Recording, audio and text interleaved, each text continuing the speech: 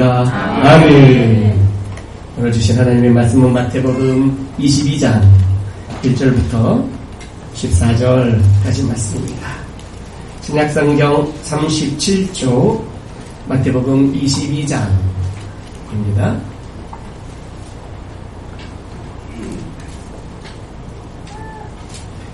마태복음 22장 1절부터 14절까지 우리 다같이 한 목소리로 합독하도록 합니다. 시작!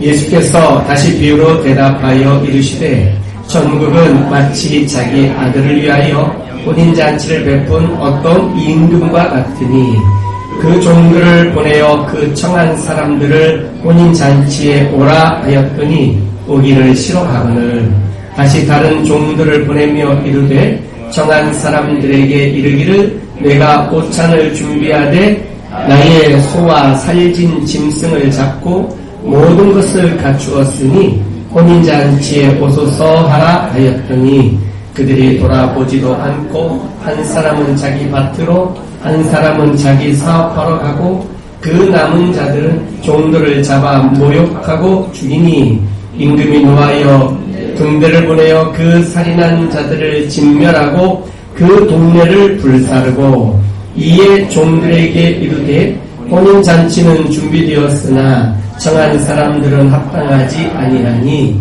내 거리 길에 가서 사람을 만나는 대로 혼인잔치에 청하여 오라 하는데 종들이 길에 나가 악한 자나 선한 자나 안 나는 대로 모두 데려오니 혼인잔치에 손님이 가득한지라 임금이 손님들을 보러 들어올세 거기서 예복을 입지 않은 한 사람을 보고 이르되 친구여 어찌하여 예복을 입지 않고 여기 들어왔느냐 하니 그가 아무 말도 못하거늘 임금이 사원들에게 말하되 그 손발을 묶어 바깥 어두운 데에 내던지라 거기서 슬피 울며 이를 갈게 되리라 하니라. 청함을 받은 자는 많되 택함을 입은 자는 적으니라. 아멘. 할렐루야. 아멘. 오늘도 하나님께서 우리의 예배 가운데에 임하셔서 우리의 예배와 찬양과 경배를 받으시는 줄로 믿습니다. 아멘.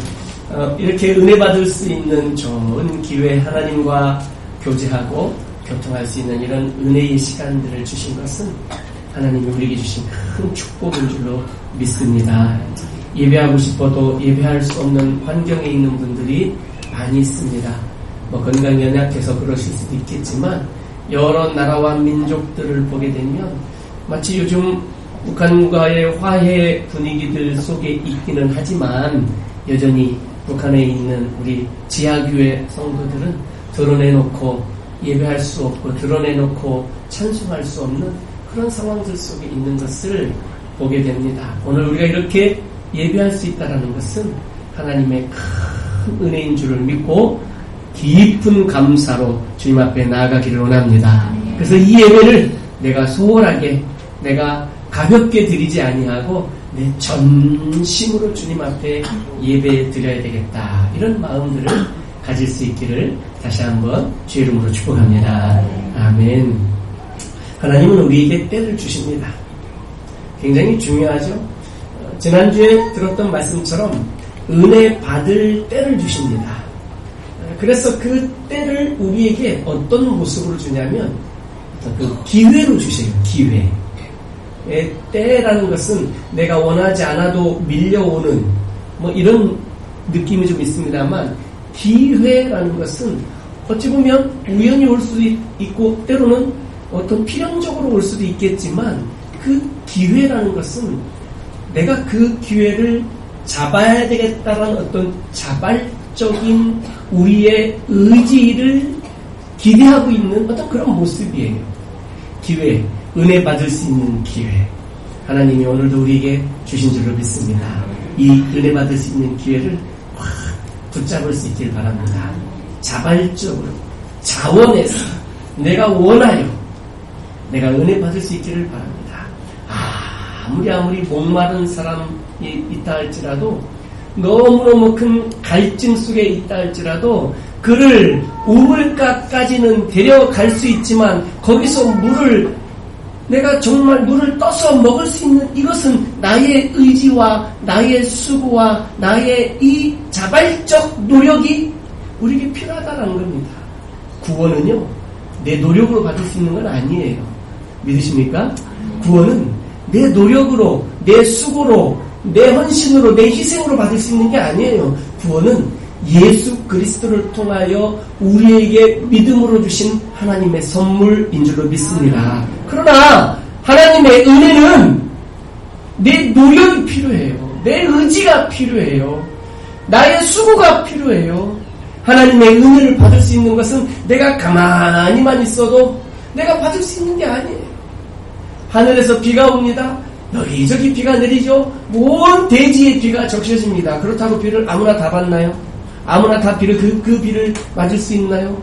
그 은혜의 담배를 아무나 맞을 수 있나요? 아니요. 비 오는 바깥으로 내가 나가야 비 맞을 수 있는 거예요. 내가 들고 있는 우산을 집어 던져야 내가 그 비를 맞을 수 있는 거예요.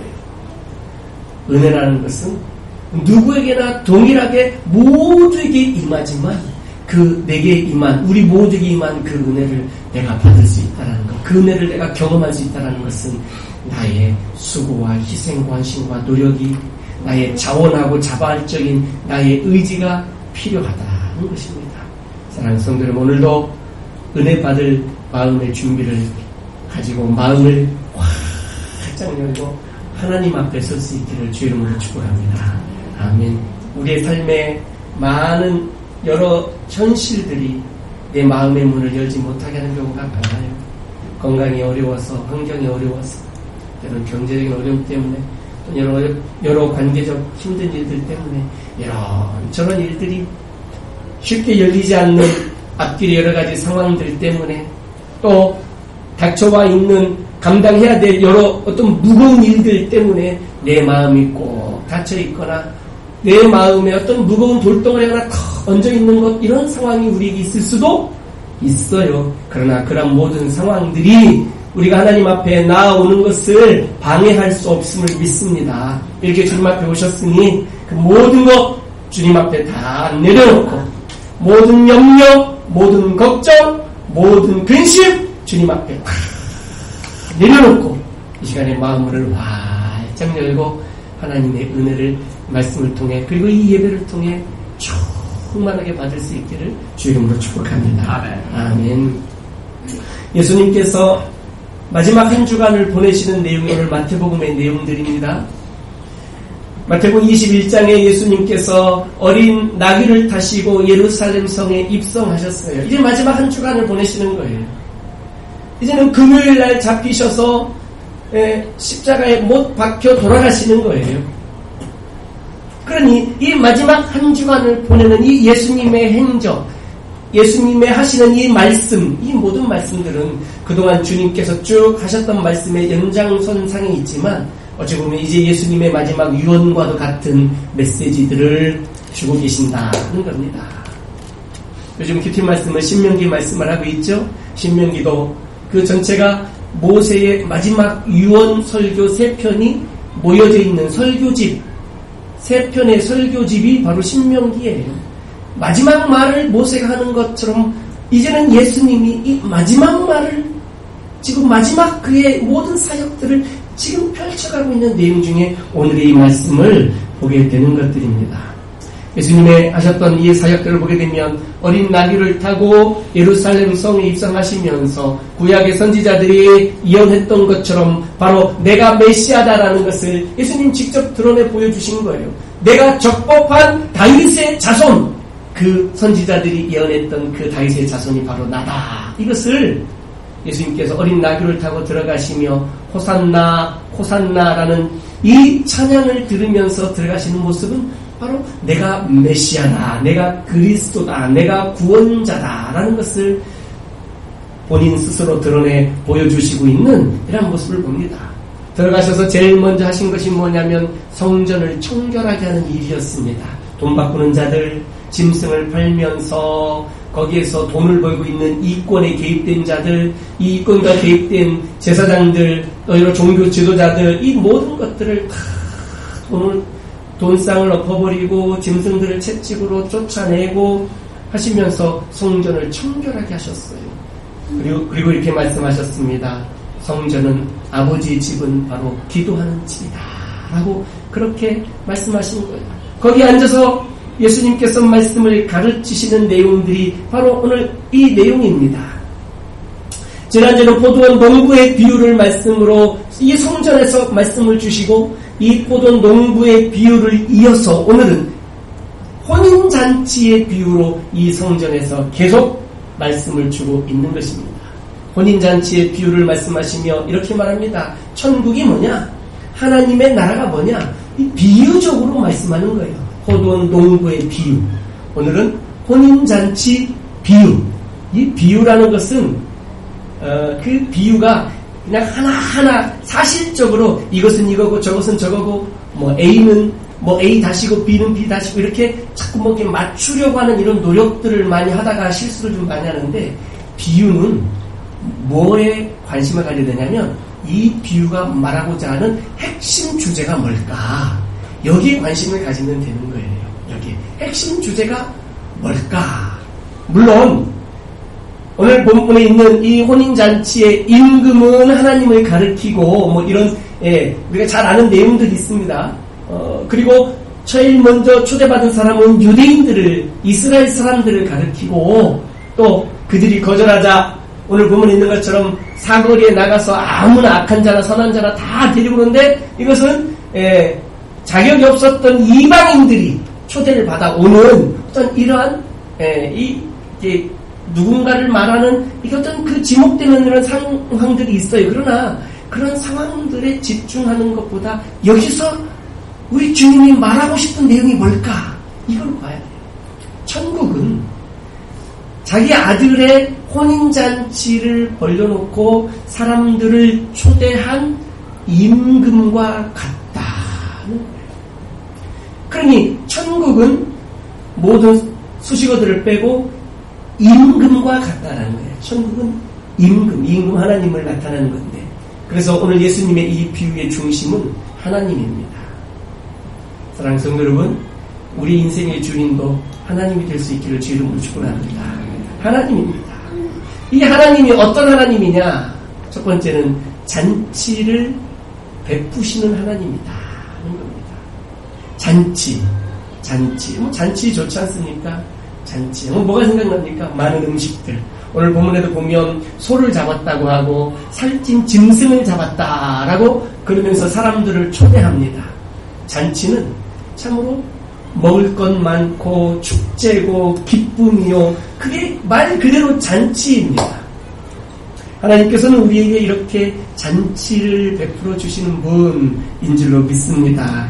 우리 인생에 이렇게 이 땅에 우리가 살아가면서 하나님의 나라를 경험하면서 살 수 있기를 바라는 것은 하나님의 나라는 잔치하는 즐거움이 있다는 것입니다. 우리 인생에 이런 즐거움이 있기를 주 이름으로 축복합니다. 교회도 이런 잔치의 즐거움이 있어야 돼요. 교회도 이렇게 먹는 게 있어야 되고요. 물론 육신의 양식 또 영의 양식도 있어야 되고요. 교회는 항상 늘 잔치하는 것 같아야 돼요. 뭐 다른 시각으로 보면 맨날 교회 가면 먹고 놀더라. 좋지 않습니까?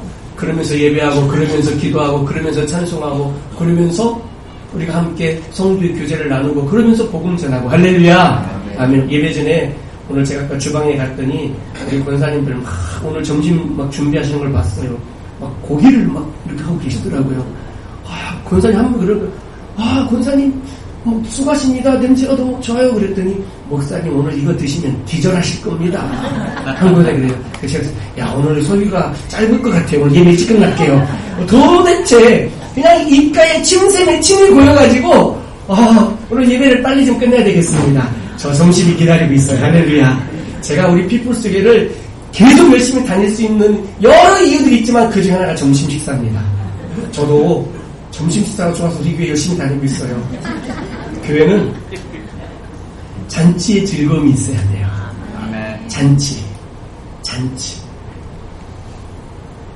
잔치집에 갔는데 잔치집이 이상한 무슨 초상집 같은 분위기로 잔치를 하고 있다.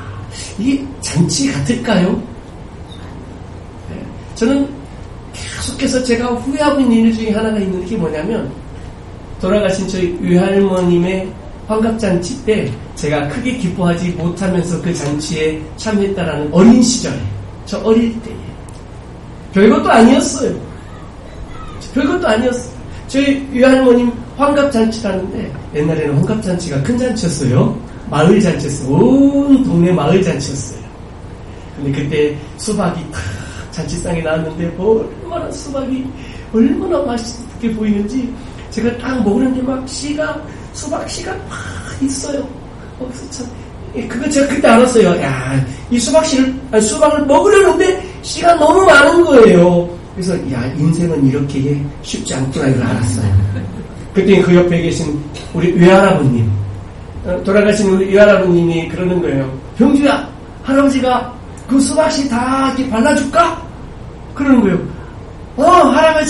할아버지에게 제가 들었던 수박을 딱 드렸더니, 할아버님이 수박씨를 발라준다는 명분하에 수박을 다 드셔버린 거예요. 한 입을 웅큼이더니, 야, 역시 또 있다. 또 먹고, 또 먹고. 제가 그거 얼마나 울면서 외할머니 환갑잔치 때 저는 초상집을 만들어버렸어요. 거기를 완전히. 그리고 집에 가버렸어요. 제가 혼자. 이거 진짜 못됐죠. 그냥 잔치집에 가서 그냥 그 집을 그냥 초상집으로 만들어놓고 그냥 그것 때문에 우리 환갑이셨던 할머니 그냥 막 쫓아가고, 병주야, 가지 마라. 수박 더 있다.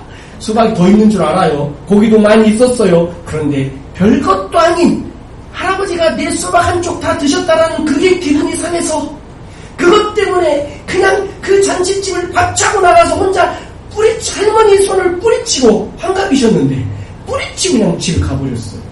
그 집이 얼마나 멀었느냐면 하루 종일 걸어가야 되는 길이었어요.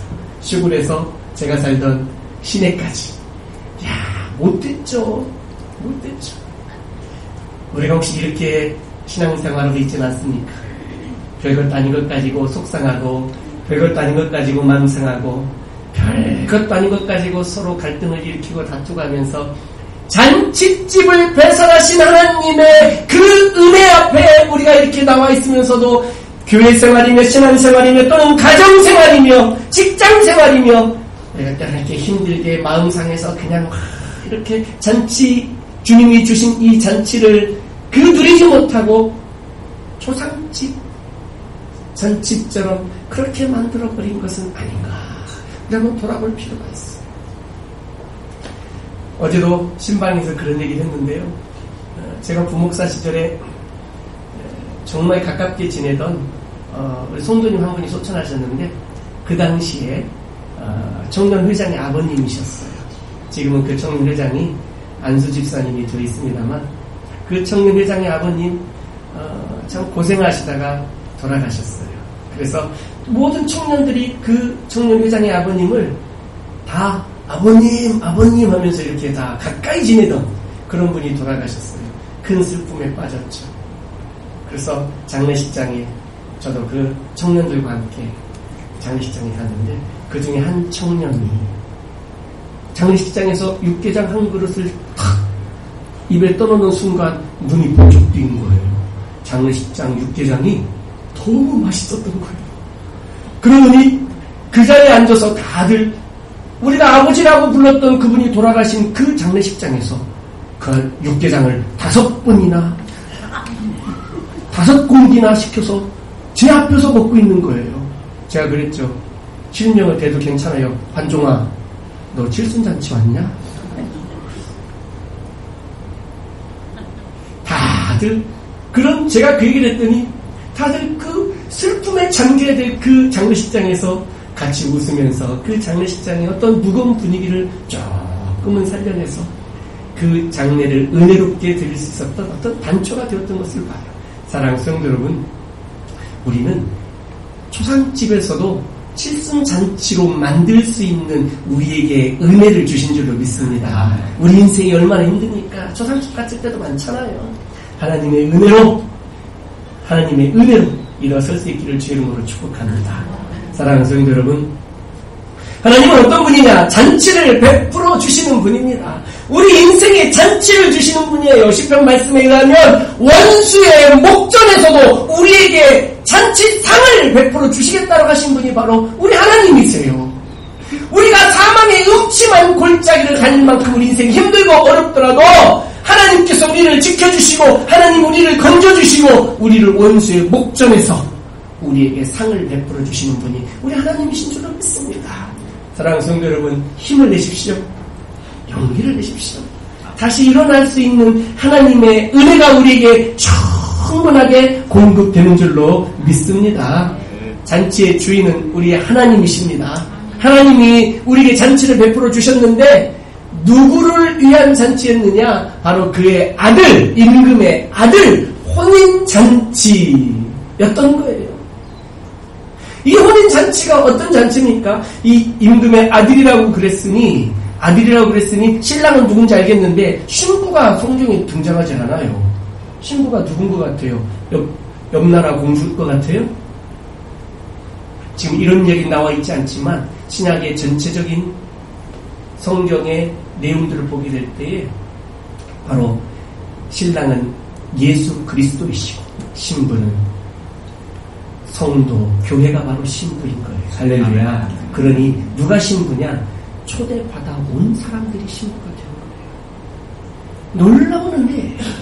놀라운 은혜예요. 바로 오늘 여기서 이것을 말씀해주고 싶었던 거예요. 자세한 설명이, 자세한 내용들은 하지 않았지만 비유이기 때문에 이런 자세한 얘기를 하진 않았지만 신랑은 임금의 아들로 등장하지만 신부는 누군지 말하고 있지 않은데 그 신부는 바로 교회예요. 교회. 신랑 되신 예수 그리스도 그리고 그의 신부된 교회. 교회는 누굽니까? 예수님을 주로 고백한 우리 성도들이 교회 아니겠습니까? 우리가 신랑 되신 예수님의 신부인 줄로 믿습니다. 그러니 초대를 받는다라는 것은 참으로 임금의 그 나라, 즉 하나님의 나라의 주인공으로 우리가 초대를 받고 있다라는 것들을 우리가 깨닫게 되는데 오늘 본문에 보니 참 안타까운 일들이 많습니다. 하나님은 어떤 하나님이신가? 하나님은 우리를 초대하시는 하나님이십니다. 초대하는 하나님이세요. 여러분 좋은 잔치자리에 혹시 초대받아본 경험이 있습니까? 요즘은 어디 결혼식에 가면 그 결혼식 초대장을 받은 사람만 결혼식에 들어갈 수 있는 결혼식이 요즘에 있어요. 그래서 그 초대장을 가지고 가야만 그 결혼식에 입장할 수 있더라고요. 초대장에 번호가 다 있어요. 그리고 그 초대장을 갖고 들어가면 내가 앉을 자리까지 다 정해져 있어요. 요즘 이런 결혼식이 있어요. 저도 그런 결혼식 초대장을 몇 번 받아보았는데 초대받고 가보고 나니까 내가 굉장히 특별한 사람인 것 같아요. 이런 느낌이 막 드는 거 있죠. 하나님은 우리를 초대하십니다. 우리 모두 주님이 초대해 주신 줄로 믿습니다. 얼마나 특별한 자리입니까? 자, 고대 사회를 우리가 좀 알아야 되는데 고대 사회는 어떤 주종 관계입니다. 주종 관계. 주군이 있고요. 그 주군을 섬기는 가신들이 있는 거예요. 그 주군의 아들의 혼인잔치라고 한다면 그 밑에 있는 가신들은 그 잔치에 가지 않을 수가 없어요. 이미 그렇게 주종 관계로 묶여져 있기 때문에 어떻게 내 주군의 아들의 혼인잔치에 내가 초대를 받고 내가 거절할 수가 있겠어요. 그런데 오늘 본문에 보면 어떤 영주, 주군이 아니라 한 나라의 왕, 임금이에요. 임금이 당신 아들의 혼인잔치에 사람들을 초대했는데 어떤 사람들을 초대했겠어요? 어떤 고관 대작들을 초대하지 않았겠어요? 당신의 신하들, 당신의 가신들, 당신의 어떤 그 충신들, 이 많은 사람들을 초대했을 거예요. 그런데 참 놀라운 일이에요. 임금의 초대를 받고 그 초대를 거절하고 있는 모습을 보는 거예요. 거절하고. 그러니 얼마나 이 임금이 그 초대받은 신하들의 입장에서 보았을 때에 얼마나 연약해 보이고 무능해 보였으면 내가 거절해도 될 만한 내가 거절해도 될 만한 이런 상황이 오느냐라는 거예요. 이건 고대 사회에서는 상상할 수 없는 일이에요. 거절하는 순간 죽임을 당하는 거죠. 그러니 그 임금과 한번 싸워보겠다라고 할 때만 거절할 수 있는 거죠. 아니면 자신의 죽음을 갈아탔던지 다른 죽음으로. 그런 거 아니라면 거절할 수 없는 상황인데 오늘 본문에 보면 너무나도 힘없고 연약하고 너무나도 무능해 보이는 임금으로 오늘 본문에 등장하고 있는 것을 보게 됩니다. 사랑하는 성도 여러분, 오늘 이 본문을 보게 되면 임금으로 비유되는 이 하나님이 참 능력이 없어 보입니다. 어떻게 이 초대를 거절할 수 있을까 하는 것을 보게 됩니다. 누가복음 15장에 보면 집 나간 둘째 아들 탕자의 비유가 나옵니다. 우리는 그걸 돌아온 탕자라고 많이 합니다. 결론이 돌아왔기 때문에 그렇습니다. 그것은 나중에 결론적인 이야기지만 그 앞부분에는 이 둘째 아들이 아버지에게 요구합니다. 아버지가 돌아가시지도 않았는데 자기에게 돌아가시면 줄 유산을 나에게 먼저 달라고 할 때에 그 아버지는 아들아 너 나한테 이럴 수 있느냐 라고 하면서 책망을 하신다든지 아니면 그를 만류한다든지 그를 엄히 꾸짖는다든지 이런 아버지 모습이 아니에요. 달라고 하니 즉각 줍니다. 유산을 달라고 하니 즉각 줍니다. 이 모습이 바로 이 아버지의 모습이 바로 힘없고 연약한 아버지의 모습으로 비춰지는 것들이에요. 왜 하나님을 이런 모습으로 표현하고 있습니까? 왜 하나님을 예수님은 이런 모습으로 표현하고 있을까? 우리는 생각을 해보게 되는 거예요. 사실 나중에 우리 오늘 본문에서도 보면 임금이 군대를 이끌고 와서 그냥 다 진멸해버립니다. 예, 죽이고 불사르고 다 해버립니다. 그러니 이 임금이 능력이 없는 임금이 아니에요. 이 임금이 힘이 없는 임금이 아니에요. 하나님이 무능한 하나님이 아니세요. 그런데 이런 취급을 받고 있어요. 그리고 그렇게 당하고 계세요. 왜 하나님께서는 이 임금은 강요나 어떤 압박이나 또는 심지어는 협박을 해서라도 그 혼인잔치에 불러올 수도 있었겠지만 왜 그렇게 하지 않았느냐라는 거예요. 왜 그랬을까요?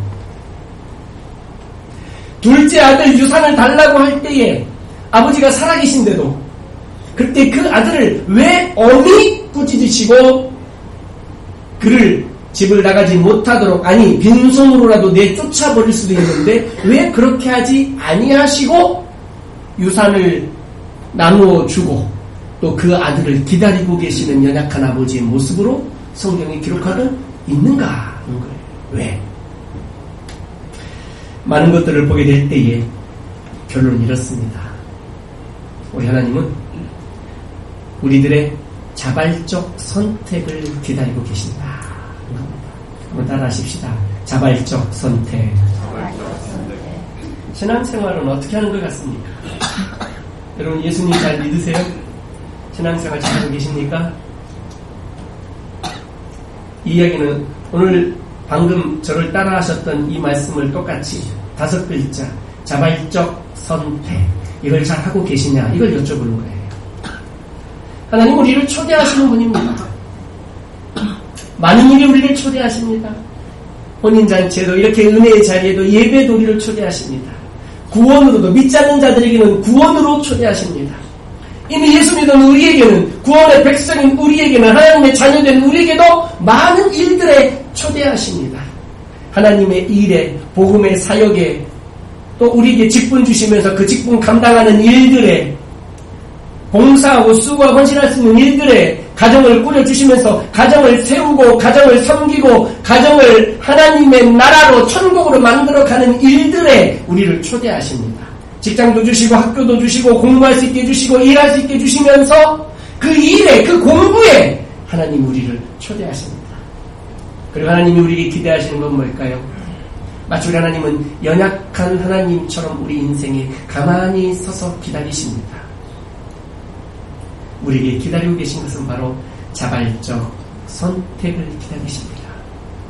내가 하나님의 초대를 받았다면, 내가 하나님으로부터 받은 은혜가 있다면, 내가 하나님으로부터 받은 직분이 있다면, 내가 하나님으로부터 받은 믿음이 있다면, 하나님이 나를 불러주신 것이 감사하고 감격스럽다면, 하나님이 나를 세워주신 것이 이것이 내게 충만한 축복이요 특권이요 이것이 내게 큰 은혜라고 내가 믿고 감사를 드린다면 하나님이 기다리고 계신 거예요. 우리의 자발적 선택. 어떻게 예배하고 계십니까? 어떻게 헌금 생활하고 계십니까? 어떻게 봉사하고 계십니까? 어떻게 기도하고 계십니까? 어떻게 헌신하고 계십니까? 어떻게 주의 나라를 위해서 희생하고 계십니까? 어떻게 하나님 앞에 서 계십니까? 하나님과 관계는 어떻게 하고 계십니까? 자발적 선택. 우리의 선택을 기다리고 계세요. 우리의 선택. 첫 번째 청함을 받은 사람들, 이들은 이스라엘 사람들로 지칭되어지는 주님의 비유입니다. 이들은 하나님의 초대를 받고 그 초대를 거절했습니다. 놀라운 일들이에요. 거절했어요. 거절의 이유도 여러 가지가 있습니다. 어떤 사람들은 거절하면서 밭에 가서 일해야 되겠다라는 겁니다. 밭으로 갔다. 또 오늘 5절에 보니까 어떤 한 사람은 사업하러 간다 라고 합니다. 자신들의 일들이 있고 생계가 있고 먹고 사는 일들에 바쁘다는 거예요. 밭에 갔다라는 것은 농사 짓는 사람에게는 그게 당신의 생업이고 직장이고 사업입니다. 사업하러 갔다라는 것은 좀 더 직접적인 설명입니다. 장사하러 갔다라는 건데 그것도 자기의 생업입니다. 어떤 상업을 말하는 거겠죠. 다 현실적 이유들 때문에 초대를 거절하는 모습으로 나와 있는 것을 봅니다. 그런데 이 임금의 초대 앞에 어떤 사람들은 좀 더 적극적으로 거절합니다. 나 밭에 간다, 나 사업하러 간다. 이건 좀 소극적 거절이라고 본다면 적극적 거절은 뭡니까? 그 초대 심부름 온 종들을, 임금의 종들을 잡아서 모욕합니다. 심지어는 죽였다라고까지 합니다. 이게 아주 적극적인 거절입니다. 임금이 이 소식을 듣고 화가 났습니다. 7절에 보니 임금이 노하였습니다. 자, 임금이 노했습니다. 그래서 군대를 보내어 그 살인한 자들을 진멸하고 동네를 불살라 버렸다는 겁니다. 다시 한번 어떻게 했죠? 그 살인한 자들을 진멸하고 죽인 거예요. 그리고 왜 했죠? 그 동네를 불살랐다는 겁니다. 와, 이 이야기가 어떤 의미를 갖고 있냐면 이스라엘 사람들에게는 어떤 트라우마가 있어요. 트라우마. 상처가 있어요. 자라등 보고 놀란 사람은 뭐 보고도 놀란다고 그래요? 소뚜껑만 보고도 왜 그렇죠? 소뚜껑이 뭐처럼 생겨서? 자라등처럼 생겨서 그런 거예요. 그러니까 자라등만 보면 흑 놀라는 겁니다. 아, 저도 며칠 전에 놀란 게 있는데요. 집에 앉아서 제 아내와 함께 TV를 보고 있었습니다. 보고 있는데 제 아내가 갑자기 등이 가렸는지 손을 이렇게 하더라고요. 그 사이에 저 어떻게 생각했습니까? 싫어합니다, 이거. 자기는 이렇게 등을 이렇게 했는데 저를 때리는 줄 알고 놀라운 거예요. 그랬더니 그 점을 보고 막 웃더니 딱 세 글자로 말하더라고요. 쫄기는. 지금도 막 생각만 하면 가슴이 철렁거려 갔습니다. 뭔가 트라우마가 있는 거예요. 이거 어디서 어떻게 생겼는지 저는 잘 모르겠어요. 이스라엘 사람들이 이 이야기만 들으면 트라우마가 탁 떠오르는 게 있어요. 그게 뭐냐? 진멸, 죽임을 당하고 동네가 불살라졌다라는 이거. 이스라엘 사람들에게 그 민족의 가장 큰 충격적 잊을 수 없는 사건. 아, 잊으랴 어찌 우리 그날을. 그 사건이 뭐냐면 BC 586년에 바벨론 느부갓네살 왕을 통하여서 바로 예루살렘 성이 함락을 당하면서 사람들이 다 죽임을 당하고 성전이 무너지고 불살라진 거예요. 이 트라우마가 확 떠오르는 거예요. 예수님이 지금 이 비유 말씀을 여기다 하고 있는 거죠. 여기다가. 이 이야기를 듣고 있는 종교 지도자들이나 이스라엘 사람들이 이 말씀을 들었을 때는 지금 단순하게 그 비유구나 이게 아니라 갑자기 솔로몬의 성전에 불이 났던 사건들, 그때에 바벨론 왕에게 우리가 다 죽임을 당했던 그 사건이 떠오르지 않을 수가 없는 일들이에요.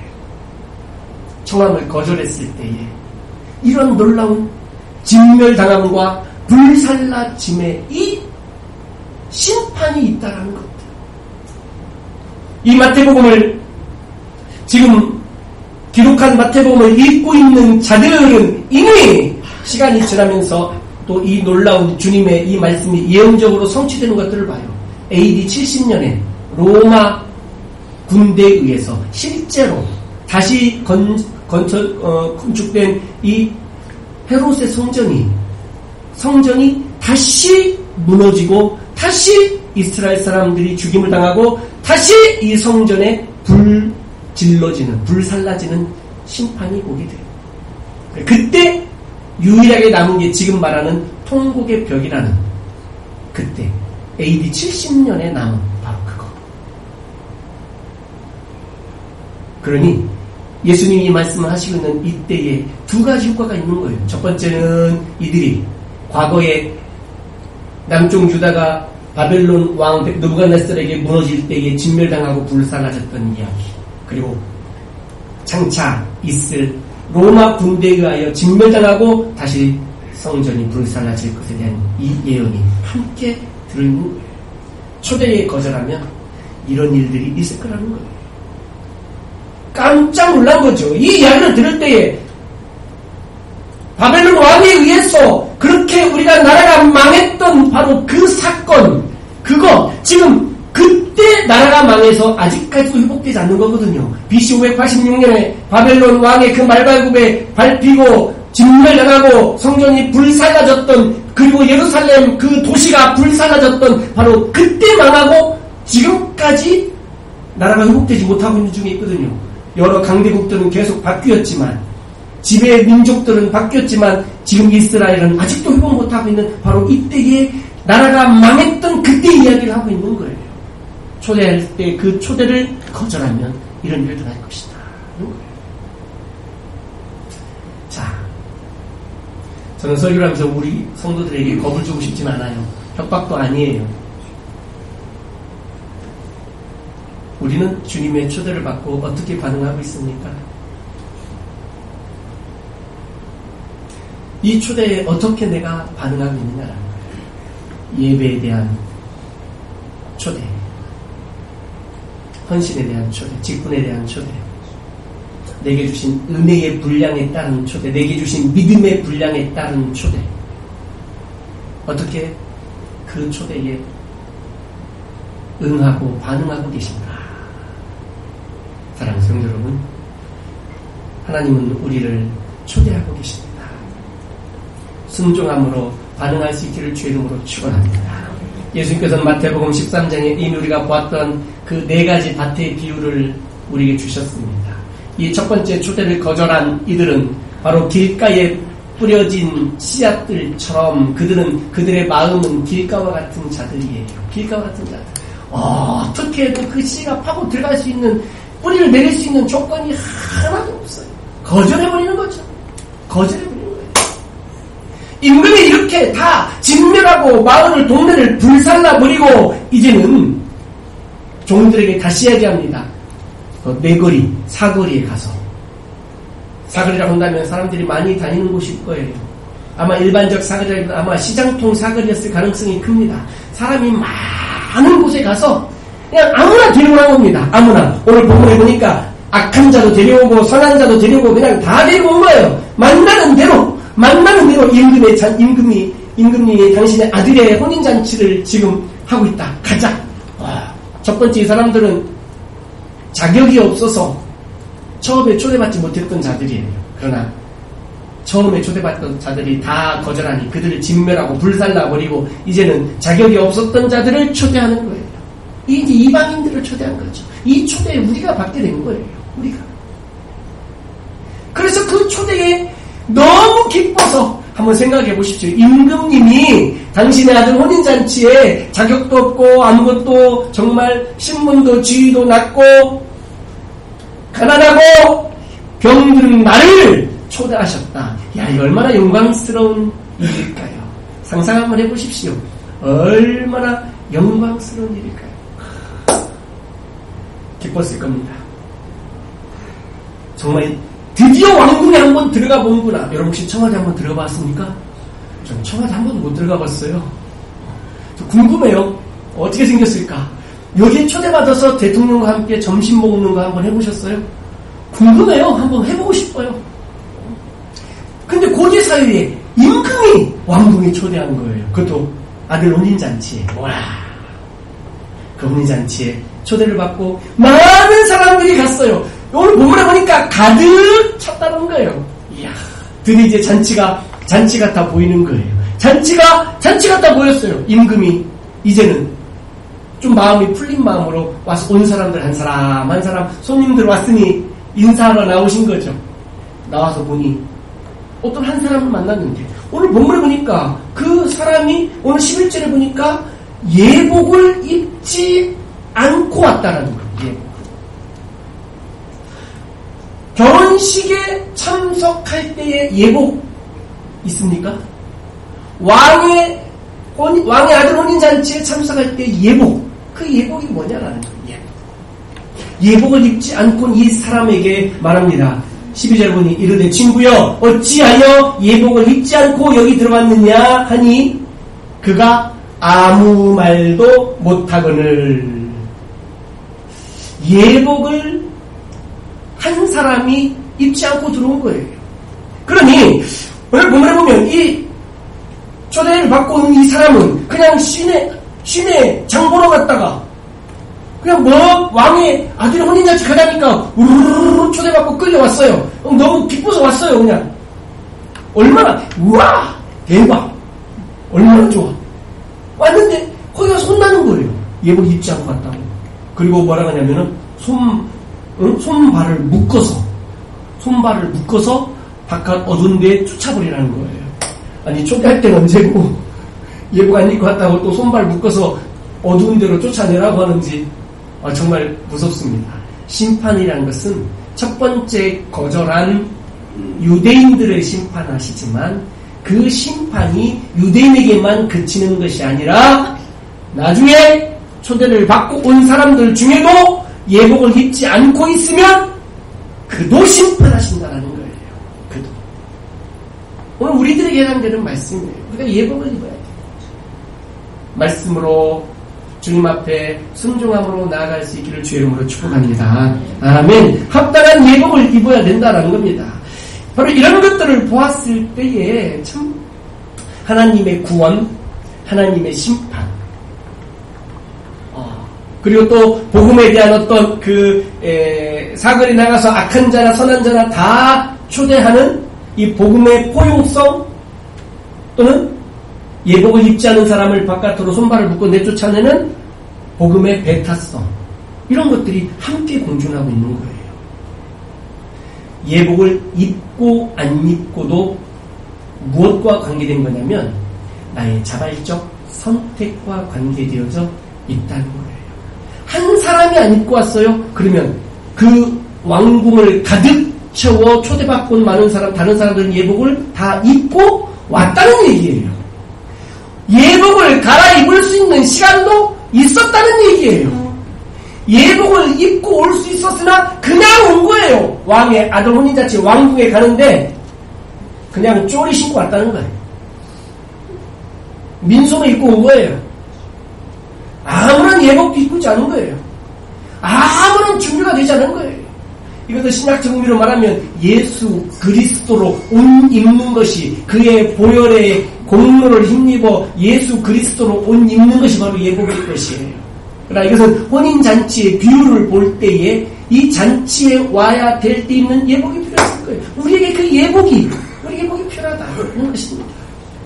사랑하는 성도 여러분, 말씀을 정리하면서 한번 하나님 앞에 다시 한번 설 수 있기를 바랍니다. 하나님, 우리에게 기회를 주세요. 우리에게 때를 주세요. 은혜 받을 때를 주세요. 예복, 예수 그리스도의 보혈의 공로를 힘입어 내 죄를 회개하고 말씀 앞에 순종하면서 내가 회개와 순종으로 주님 앞에 설 수 있는, 예복을 입을 수 있는 기회도 주세요. 때도 주세요. 짧은 한평생을 살아가면서 하나님이 우리에게 직분도 주시고 주의 나라를 위해서 수고하고 헌신할 수 있는 기회를 주세요. 때를 주세요. 일주일에 한 번씩 이렇게 거룩한 주일을 주시면서 하나님 앞에 예배할 수 있는 기회를 주세요. 때를 주세요. 일할 수 있는 기회도 주세요. 그런 때를 주세요. 뭔가 좀 해봐야겠다라고 생각하고 나면 이미 우리 인생이 많이 지나고 나서 병들고 힘없을 때에 그런 생각이 들어요. 주님 앞에 우리가 엎드릴 수 있기를 주의 이름으로 축복합니다. 언제 엎드리면 좋을까요? 내가 내 힘으로 앉고 일어서고 걷고 뛸 수 있는 그때에 주님 앞에 엎드릴 수 있는 것, 이게 중요해요. 내가 걷고 뛸 수 있는 바로 그런 힘을 가지고 있는 그때에 걷고 뛰는 것을 멈추고 주님 앞에 무릎 꿇어 엎드린다는 것은 내 자발적 선택이 여기 굉장히 중요해요. 그런데 우리는 언제 엎드립니까? 더 이상 걸을 수 없을 때, 더 이상 뛸 수 없을 때, 병들고 지치고 인생의 모든 아픔과 고난과 쓴맛을 다 겪고 나서 아무것도 내 힘으로 할 수 없을 때에, 주저앉아 버려졌을 때에, 더 이상 내 힘으로 일어설 수조차 없을 때에, 아하, 내가 일어설 수 없으니 주님 앞에 엎드려야 되겠다라고 그때 가서 엎드리고 있다라는 거예요. 내가 일어설 수 없을 때에 엎드리면, 물론 그때라도 엎드리면 땡큐죠. 하나님 고마웠고 감사 기뻐하고 기다리고 계셨겠죠. 그러면서 내 자발적 선택을 내가 걸을 수도 있고 뛸 수도 있는 그때에 내가 무릎 꿇어 엎드릴 수 있다면 이것이 하나님이 더 기뻐하시는 일인 줄로 믿습니다. 우리 인생에 많은 광야의 시간들이 있어요. 하나님이 우리의 그 광야 시간들을 보내면서 우리를 훈련시키세요. 주님이 귀하게 구속사를 하나님의 나라를 위해 쓰시려고 그렇게 하세요. 중요한 것은 이 광야의 이 훈련이 빨리 끝나질 수 있기를 주의 이름으로 축복합니다. 그런데 내 인생의 시간이 다 흘러간 다음에 내 인생의 마지막 시간쯤 내가 훈련을 마치고 나서 그때에서야 내 힘으로 일어설 수 없는 그 주저앉아 있는 그 상황까지 내 인생의 그 마지막 순간까지 가서 내가 주님 앞에 엎드리면서 내가 주의 나라와 이 일을 하는 것, 물론 그것도 소중한 일이지만 인생이 너무 짧은 시간을 주님 앞에 드리게 되잖아요. 우리가 좀 인생의 많은 시간들을 주님 앞에 드리며 살 수 있기를 주 이름으로 축복합니다. 그게 언제입니까? 지금이에요. 여기서부터요. Here and now. 지금부터예요. 지금부터예요. 저희 집에 조그마한 예배상 같은 밥상이 하나 있어요. 조그마한 밥상. 거기에 영어로 이렇게 썼어요. Keep calm. 잠잠해라. 그리고 Carpe diem 써있어요. 현재를 즐겨라. 현재를 살아라. 오늘을 살아라. 이런 뜻이에요. 저는 그런 얘기 좀 드리고 싶어요. Keep calm. 오늘 인생에 분주하는 것들을 좀 내려놓고 주님 앞에 좀 잠잠히 설 수 있기를 바랍니다. 그리고 오늘 말씀처럼 내 자발적 선택에 의해서 주님 앞에 오늘을 살아갈 수 있기를 바랍니다. 주님께서 우리에게 은혜 주실 줄은 믿습니다. 한번 인생을 돌아보십시오. 우리가 주님의 은혜로 살았습니다. 주님의 은혜 아니었으면 우리가 여기 어떻게 서 있겠습니까? 주님의 은혜가 아니었으면 우리가 어떻게 이 자리에서 지금 예배할 수 있겠습니까? 힘들고 어렵고 고난스러운 일들이 많이 있었지만 돌아보면 모든 것이 다 하나님의 은혜였는 줄로 믿습니다. 십자가의 그 은혜, 우리를 초대해 주신 그 하나님의 사랑, 당신의 독생자를 죽이시기까지 우리를 사랑하셨던, 포기하지 않으셨던 그 하나님의 사랑, 당신의 아들을 신랑으로 그리고 교회된 우리를 신부로 초대하신 그 하나님의 사랑, 우리는 그 은혜 앞에 서 있습니다. 이 시간 그 하나님의 그 놀라우신 은혜, 내가 주의 은혜 아니면 이 자리에 설 수 없고 주의 은혜 아니면 살아갈 수 없어라고 고백하면서 주여 내 자발적 선택에 의해서 내가 다시 한번 주님 앞에 서겠습니다라고 결단하고 헌신하는 귀한 은혜를 예수님의 이름으로 축원합니다.